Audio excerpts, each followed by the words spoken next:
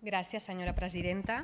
Honorables consellers, conselleres, vull saludar especialment els membres de la comunitat educativa que ens visiten a la tribuna, com la Plataforma per una Secundària de Qualitat de Barberà del Vallès i a totes aquelles persones que ens estan seguint a través dels mitjans.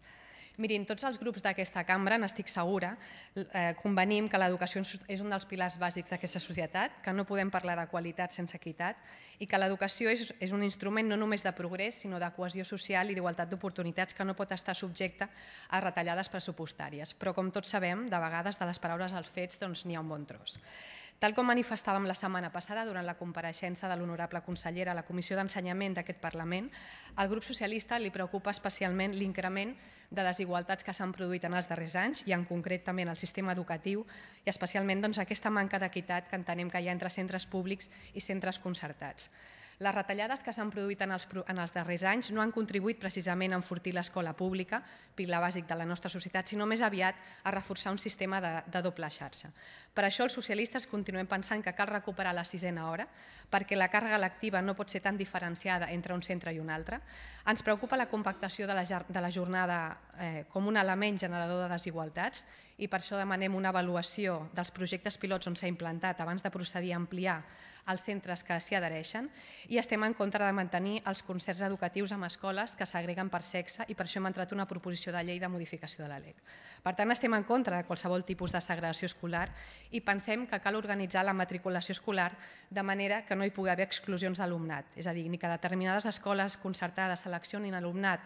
amb majors dificultats d'aprenentatge sense que determinades escoles públiques hagin d'assumir poblacions escolars amb percentatges d'immigració tan elevats que fan difícil el treball acadèmic. També pensem que cal més transparència en els concerts. El que va passar fa uns dies amb dues escoles a Badalona posa de manifest fins a quin punt convé revisar no només reactivament processos de preinscripció, que no es produeixin irregularitats en aquestes matriculacions. I parlant d'un cas malauradament d'actualitat que s'ha tractat en la darrera interpel·lació, també celebrem d'una banda la voluntat del govern de revisar els protocols, però demanem que es modifiqui aquest protocol perquè entenem que no ha funcionat, tampoc la seva aplicació, i per deixar d'eximir les escoles concertades de l'obligació de comunicar els casos d'abús o maltractament infantil. I que se'n faci també una correcta difusió i formació sobre l'obligatorietat de la seva aplicació. Per tant, demanem al govern que actuï amb fermesa, que imposi un major control d'aquests casos i que retiri,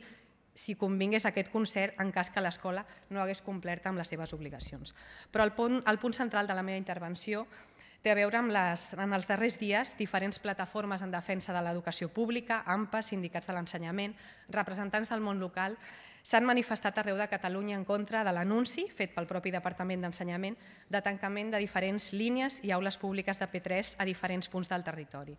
Segons dates extretes de dades de la pàgina web de comissions, que a la seva rèplica agrairia com confirmés, estaríem parlant del tancament d'una 50ena de línies públiques al proper curs, amb les conseqüents afectacions que pot tenir això sobre centenars d'infants, de famílies, així com de les seves escoles i barris. I aquesta decisió se sumaria al tancament de 475 grups d'infantil realitzats en els últims 3 anys, un 90% dels quals a l'escola pública. Els motius que addueix el propi departament per justificar aquests tancaments són estrictament d'ordre demogràfic, en alguns casos econòmic, però en cap cas educatius. El que sorprèn és que la demografia, en aquest cas una davallada demogràfica entre els més petits, que s'argumenta com una causa per justificar aquest tancament de línies de P3, no es tingui en compte en contextos demogràfics contraris, i aquí podríem parlar del pic demogràfic que tenim a la secundària, quan implica crear noves línies i aules o contractar més professorat per evitar ràtios tan elevades. Fins i tot, si la davallada demogràfica fos el motiu del tancament de línies públiques, no entendríem que aquestes previsions de tancament no es fessin de manera equitativa a la concertada, com no succeeix. D'altra banda, volem denunciar que enguany l'anunci de futurs tancaments de línies públiques es produeix prèviament al període de preinscripcions, el que acaba predeterminant la preinscripció de moltes famílies a l'escola concertada en detriment de la pública. És a dir, que aquest anunci es fa sense conèixer la demanda real de les famílies i negant així també el seu dret a elecció. I per tant li demanem que aturi, sisplau, senyora consellera, aquesta pràctica, perquè l'únic que estem demanant és el mateix tractament a la pública i la concertada a l'hora d'ofertar places escolars. El meu grup, senyora consellera, ens posem al costat d'aquestes AMPAs de la comunitat educativa, del món local, per demanar-li que aprofitem la davallada de la natalitat i el context demogràfic entre la petita infància per reduir les ràtios de l'escola pública, millorar la qualitat de la nostra educació, atenent així a la diversitat i contribuint a la millora de l'èxit escolar, mantenint també les plantilles de professorat. Entenem que el contrari comportaria avançar cap a la desigualtat. I parlant de la infància i tenint en compte que la inversió de la Generalitat el 2010 en escoles bressol era de 1.000 milions d'euros i en l'actualitat en aquells pressupostos prorrogats amb el vot a favor de Junts pel Sí i la CUP és de 0 euros, li preguntem, senyora consellera, si el seu govern pensa recuperar la corresponsabilitat en el finançament del servei públic d'escoles bressol municipal i garantir el pagament del deute pendent dels ajuntaments, que en l'actualitat supera els 11 milions d'euros. Perquè li recordem que són els ajuntaments, mancats sovint dels recursos suficients, els responsables en l'actualitat de mantenir i construir aquestes llars d'escola en aquestes llars d'infants, així com també els ajuts a les famílies que no hi poden fer front. L'altre dia, en la seva compareixença, no vam obtenir el compromís de recuperar l'aportació de 1.800 euros pel manteniment de cada plaça, acordats en el seu moment amb els ajuntaments, cosa que seria desitjable, però va anunciar la seva voluntat, entenem supeditada a que hi hagi nous pressupostos i que siguin sensibles a l'educació, d'aplicar la tarificació social en determinades escoles d'entorns desafavorits o complexos. Però no va quedar prou clar i li agrairia si ens ho pogués detallar i si ens pogués concretar quin cost previst entenen que tindria aquesta mesura. Fins ara he parlat d'educació infantil, però si recuperem el fil de la planificació del mapa escolar en secundària, ens trobem, com deia, que tenim el problema contrari demogràfic a l'infantil. Tenim un pic demogràfic que comporta la necessitat de crear noves línies en aquesta etapa i ens cal una planificació educativa, una previsió de mapa d'oferta escolar a llarg termini i no només any a any. I aquí veiem la incoherència dels seus plantejaments, perquè la baixa demografia utilitzada per justificar determinats tancaments en línies de P3 no és causa suficient en aquest cas, si és de boom, per crear aquestes noves línies. I això novament provoca que moltes famílies, davant la por de no tenir plaça en un institut públic, hagin de derivar els seus fills a l'escola concertada davant la manca de places en el moment de preinscripció. I això per no parlar de les mancances d'adequació de molts espais. Segons una resposta recent a una pregunta parlamentària que jo mateixa li vaig fer, tenim encara 1.000 escoles amb mòduls prefabricats, més coneguts com barracons, sumats a la falta d'inversió a centres per substituir aquests barracons. Tenint això en compte, li demanem si es pot dir quantes línies públiques de secundària preveu crear l'any vinent i una pregunta més concreta, aprofitant la presència en aquest ple de membres de la comunitat educativa afectada,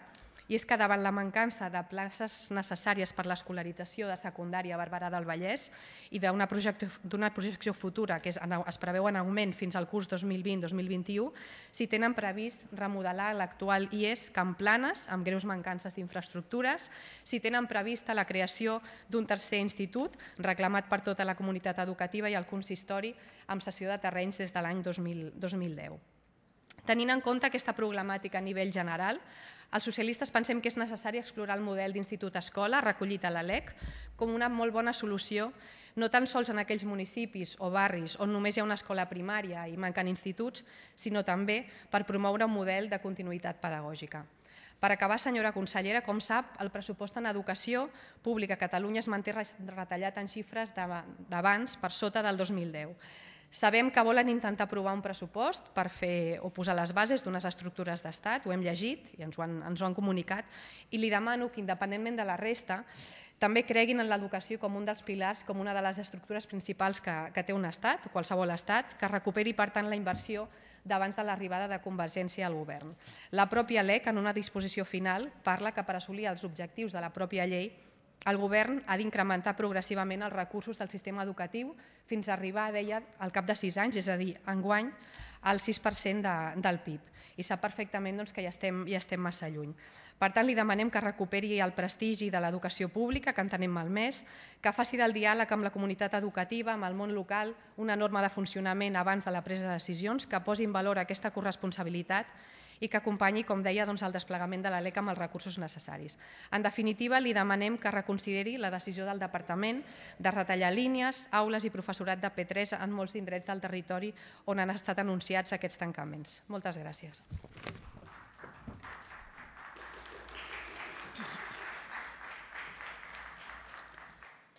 Respon la consellera d'Ensenyament.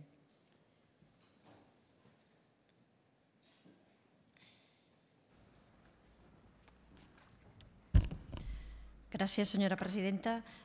Senyora diputada i també membres de la comunitat educativa que ens acompanyen, ha sigut una interpel·lació molt àmplia i amb molts temes sobre la taula, per tant no sé si en el temps de què disposo podré contestar-li tots, però sí amb la voluntat de fer-ho.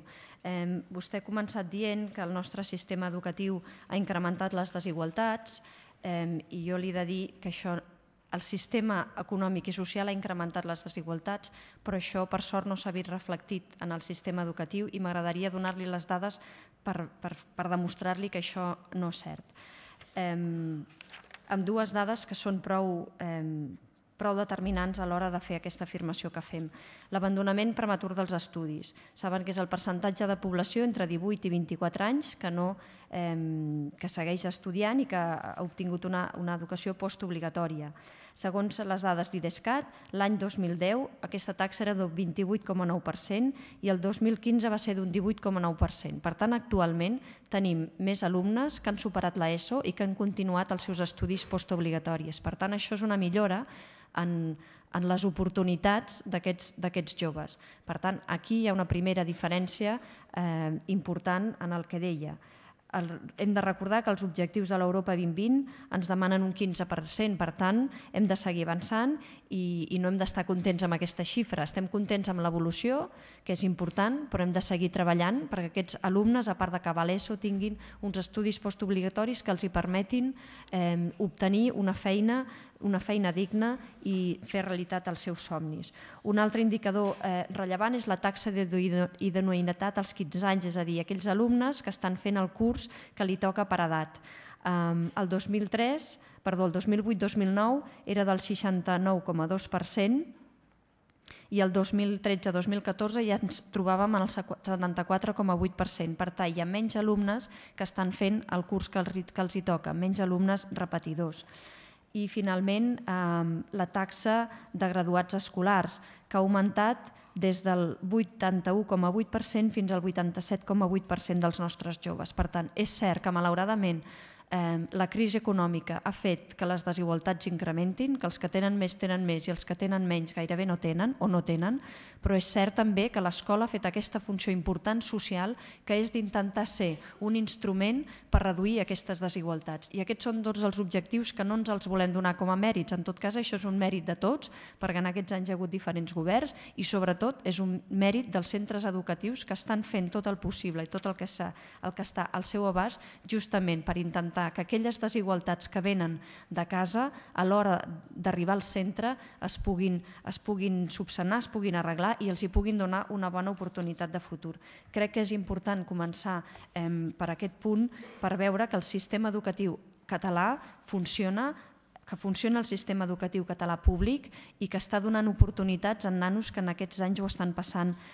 molt malament. També amb dades d'avaluació diuen el mateix, és a dir, el que s'ha disminuït és la diferència entre els alumnes que assoleixen un nivell alt de competències i els alumnes que assoleixen un nivell baix. Per tant, el que ens hem de felicitar tots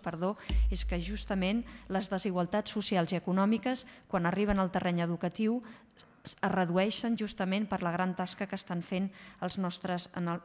docents. A partir d'aquí vostè parlava de la sisena hora, és molt coneixedora i també n'ha fet esment de la situació econòmica de la Generalitat i en el seu moment la decisió que es va prendre és que aquesta sisena hora, justament on és més necessària, és en tots aquells centres de màxima complexitat. Per tant, hem de dir que tots els centres de màxima complexitat i alguns altres tenen o bé una sisena hora, una hora de més, o bé un suport especial, un suport escolar personalitzat per intentar que aquells alumnes que en algun moment del seu procés educatiu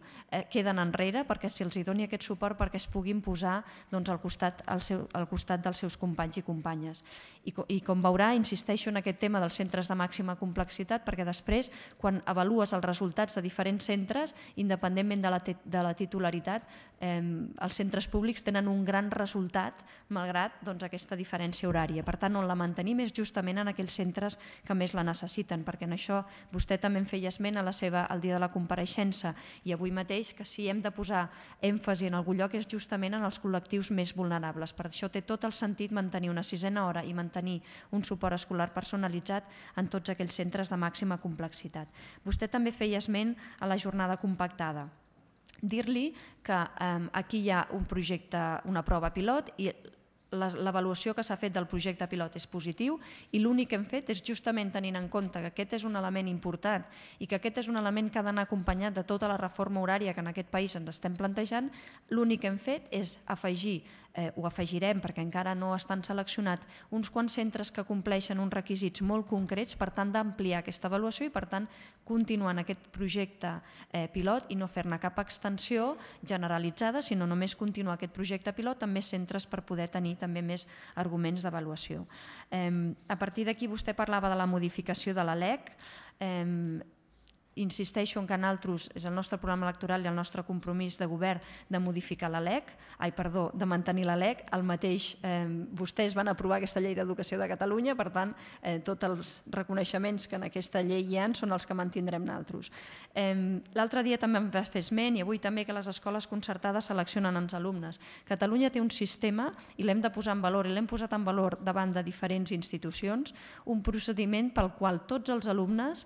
passen pel mateix procediment de preinscripció que qualsevol altre, és a dir, independentment del centre o vagin, sigui públic concertat, sigui concertat o sigui un altre, tots participen pel mateix procediment i això garanteix la igualtat d'oportunitats i la igualtat d'accés en tots aquests centres. Per tant, no hi ha procediments diferents, sinó que justament és un procediment igual, a diferència d'altres comunitats que sí que permeten que els centres educatius posin punts a les famílies. En el sistema educatiu català això no existeix. Transparència en els concerts, justament perquè hi havia transparència i perquè els circuits funcionen, tots aquests casos que van sortir a la llum de Badalona estaven sentenciats, és a dir, hi havia la sanció corresponent a cada cas. Per tant, la inspecció hi ha estat a sobre i la inspecció va actuar en el seu moment. No insisteixo perquè no em queda gaire temps en tot el tema que hem parlat amb la interpel·lació anterior, però insisteixo, no crec que sigui un problema de que el protocol no funcionés. El problema és que en aquell moment el protocol no hi era. O sigui, no hi havia un protocol concret en l'àmbit d'ensenyament per veure com s'havia d'actuar. Per tant, aquest és el problema principal, que aquest protocol no hi era. I per finalitzar, i necessitaré temps de la meva rèplica, vostè parla de tancament de línies, de ràtios, etc. Aquí sí que m'agradaria fer una primera valoració. És a dir, la programació respon a la necessitat d'escolarització i, malauradament, en aquest país la taxa de natalitat des del 2011 no para de davallar. Per tant, no és voluntat d'aquest govern tancar línies de primària. També som els primers que insistim, i celebro que vostè també ho hagi dit, de la mateixa manera que la demografia no ens és favorable a primària, ens ho és molt a secundària. És a dir, el departament porta anys i durant 10 anys així serà, incrementant les línies de secundària en tots aquells municipis que siguin necessaris. Malauradament, aquesta no és la mateixa actuació que fem a primària, perquè malauradament els alumnes de P3 van disminuint i esperem en un futur això no hagi de passar i que puguem seguir incrementant el nombre d'alumnes de P3. Què vam posar sobre la taula? Davant d'aquest problema, de dir tenim menys alumnes de P3, vam posar 3 punts sobre la taula que estem negociant i s'està parlant, per tant això encara no està tancat, davant de les comissions, de les taules de planificacions mixtes. Primer, el fet que no fer cap acció comporti el perill de tancament d'una escola, és a dir, si cal hem d'actuar abans reduint el nombre de grups justament perquè després la tria que facin les famílies no produeixi haver de tancar una escola. En segon lloc, no estigmatitzar determinats centres, és a dir, que aquest fet de baixa demogràfica no produeixi que determinats centres s'estigmatitzin i, finalment, garantir a les famílies que aquest dret de llibertat d'elecció de centres pugui mantenir, perquè si no fem cap actuació davant de la davallada demogràfica, el que pot passar és que moltes famílies acabin demanant un centre que no hi hagi gaire més sol·licituds i li hagin de dir en el seu moment que se sent molt però que aquell centre no hi haurà una línia de P3 i per tant enviar-lo a un altre centre que ell no hagi demanat. A partir d'aquí, tota la nostra predisposició, perquè així està sent, per parlar amb els ajuntaments. Vostè feia el cas concret o em preguntava sobre el cas concret de Barberà del Vallès. Mirin, s'està treballant a la taula de planificació, sí hi ha hagut moltes reunions i el que sí que li puc dir en aquest moment és que es crearà un nou institut a Barberà i que també s'asseguren les obres de Can Planes. Ara, de la mateixa manera que li dic això, també li dic que això s'ha de fer de manera consensuada però de manera també raonable. Per tant, el compromís d'aquest departament per fer les obres a Can Planes hi era i seguirà sent, i també per assegurar un nou institut. Ara hem de trobar la millor manera per tal de garantir que les dues coses siguin possibles. I en tot cas vull fer-li referència a les ràtios i a altres temes en la rèplica. Gràcies, senyora presidenta. Té la paraula la senyora Esther Niubó.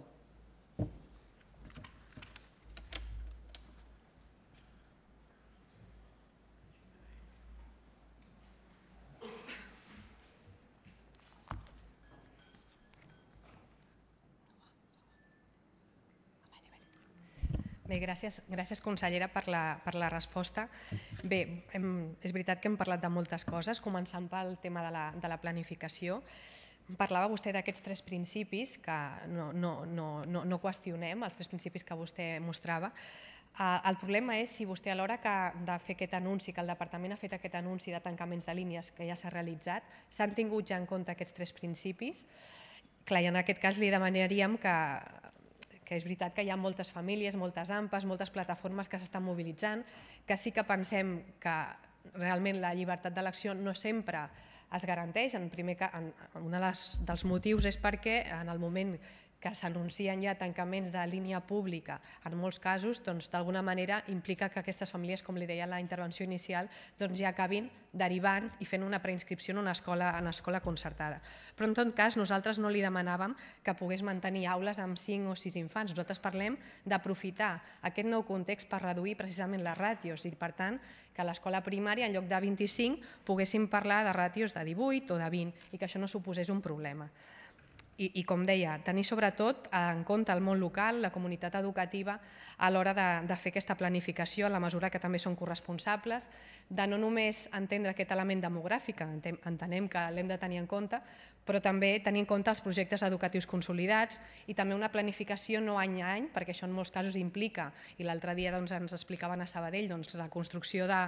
l'adaptació de barracons en el mes d'agost, abans just de l'inici de curs, sinó fer una planificació més a llarg termini del mapa d'oferta escolar.